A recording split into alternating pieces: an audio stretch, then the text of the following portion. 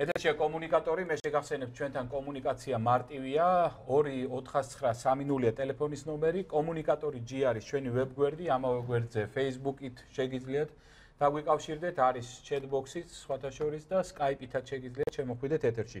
ჩვენ გვაქვს კიდევ დაახლოებით 20 წუთი იმისათვის, რომ ჩაგვრთოთ ეთერში, მაგრამ ამის გარდა გვაქვს რამდენიმე საკითხი, რომელიც მთელი წინა კვირის მანძილზე შემოვიდა ჩვენთან სხვადასხვა სახით, იქნება ეს Facebook-ი თუ სატელეფონო ზარი და ამასთან დაკავშირებით გარკვეული პატაკი უნდა ჩაგაბაროთ. კი, ჩვენთან შემოდის პერიოდულად სხვადასხვა თემაზე კითხვები და კომენტარები მოქალაქეების, რომლებიც ითხოვენ ყურადღება მივაქციოთ ამა თუ იმ საკითხს. ჩვენ ამ კონკრეტულ შემთხვევაში ისედაც გქონდა დაგეგმილი კიბერდანაშაულების შესახებ გაგვეკეთებინა ერთი განმარტოთ რა არის კიბერდანაშაული? კიბერდანაშაული არის ის დანაშაული, რომელიც ხდება ვებში, ანუ ინტერნეტში და სხვადასხვა სახით შეიძლება გამოვლინდეს, იქნება ეს მუქარა ძალადობის შემცველი ფრაზები, თაღლითობა თუ ასე შემდეგ. ჩვენ გვაქვს ორი ეგრეთ წოდებული кейსი, ანუ საქმე, რომლის შესახებაც მოქალაქეებმა მოგწერეს. ერთ წინა კვირას გესაუბრეთ, ეს იყო გარკვეული გვერდები, ონლაინ აუქციონებს აწყობენ და თანხას არ იწყინებენ მოქალაქეებს, შემდეგ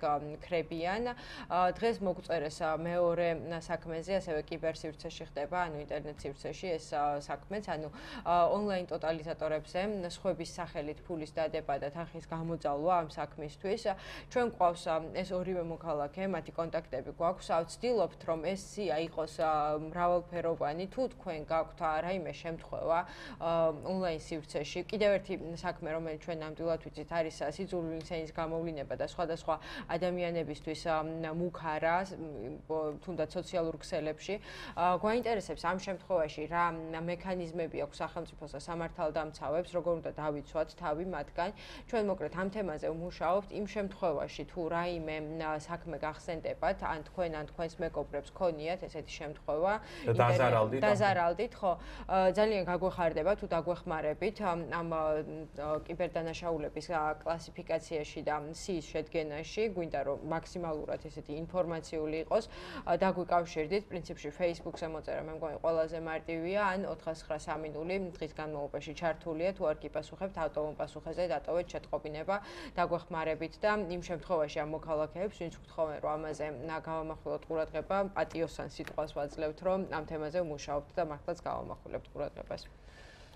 ჩვენ რამდენიმე დღის წინ ასევე დაგვირეკეს სენაკიდან ხალხმა, რომლებიც ელოდებიან გაზიფიკაციას. ჩვენ ვესაუბრეთ სენაკის გამგებელს, რომელმაც გითხრა, რომ უმეტეს ადგილში ეს ქსელები ეკუთვნის კერძო კომპანიებს, რომლებიც არის ყადაღადადებული სასამართლოში განიხილება ეს საქმე, რაც იმას ნიშნავს, რომ სანამ სასამართლო გადაწყვეტილებას არ მიიღებს, მანამდე ვერანაირი რეაგირება ვერ მოხერხდება. აი ამ ადგილებში სამხედრო დასახლებაში იმას გაზით ამარაგებს სოკარი, ასე ვთქვათ, აი ამ იმებს, მაგრამ ჯერჯერობით ამ დასახლებას ჯერჯერობით არ არის ლაპარაკი იმაზე, სოკარი შეევა თუ არა გაზით აი ამ სოფლებში. ამიტომ ერთადერთი რაც დაგვრჩენი არის ის, რომ დაველოდოთ, მანამ სანამ სასამართლო გადაწყვეტილებას არ მიიღებს, ვერანაირი რეაგირება ამ საკითხთან დაკავშირებით ვერ მოხდება. დაყადაღების დროს. ასეთი შემთხვევები ერთი არ არის, ძალიან ბევრ სოფელში ფაქტიურად მილები სოფელთან არის, ჩავლილია სოფელთან და სოფელში არ არის შეყვანილი გაზი.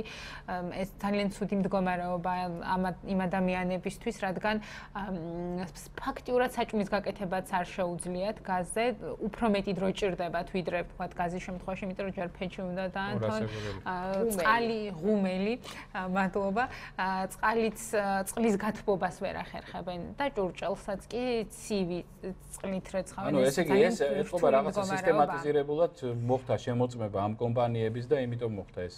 ალბათ ეს ცოტა ძველი კუდებია, რასაც ახლა ამოვტივდივდა ასე ვთქვათ. რომელი ძველია და რომელი ახალია, მაგრამ პრობლემა ნამდვილად არსებობს, ამ ადამიანებს გაზი არ აქვთ და ფაქტურად რთულია განსაკუთრებით ზამთრის პირობებში ეს რა ქვია გაზის გარეშე, ბუნებრივი აირის გარეშე ცხოვრება. ერთ-ერთი თემა, რომელიც უნდა გავაჟღერ და მე გამოგიგზავნე გარემოს დაცვის სააგენტოს ვებგვერდი და შეგვიძლია ესეც ვაჩვენოთ.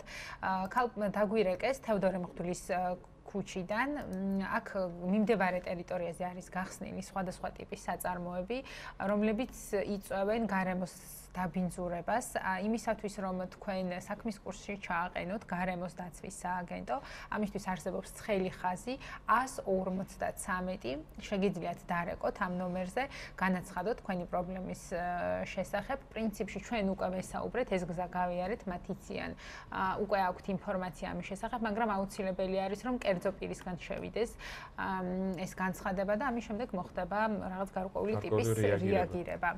ჩვენ რა თქმა უნდა ამ საქმეებს უკვე გავყვებით და მივადევნებთ თვალყურს.